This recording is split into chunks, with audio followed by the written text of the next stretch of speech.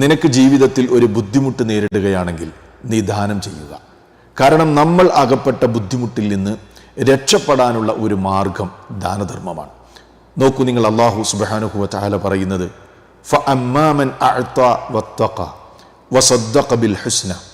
ആരാണോ ദാനം ചെയ്യുകയും സൂക്ഷ്മത പുലർത്തുകയും ചെയ്യുന്നത്, വസദ്ദഖ ബിൽ ഹുസ്ന, ഏറ്റവും നല്ലതിനെ സത്യപ്പെടുത്തുകയും ചെയ്യുന്നതാരാണോ എന്നാണ് പറഞ്ഞത്. അപ്പോൾ ആരാണോ അള്ളാഹു നൽകിയ ധനത്തിൽ നിന്ന് ദാനം ചെയ്യുകയും ജീവിതത്തിൽ ധർമ്മനിഷ്ഠ പുലർത്തി ജീവിക്കുകയും ഏറ്റവും ഉത്തമമായതിനെ, അതായത് അള്ളാഹുവും അവൻ്റെ റസൂലും പഠിപ്പിച്ച സന്ദേശങ്ങളെ കൃത്യമായി സത്യപ്പെടുത്തുകയും ചെയ്യുന്നത് എങ്കിൽ അതിൻ്റെ ഫലം എന്താണ് എന്ന് അള്ളാഹു തുടർന്ന് പറയുന്നുണ്ട്.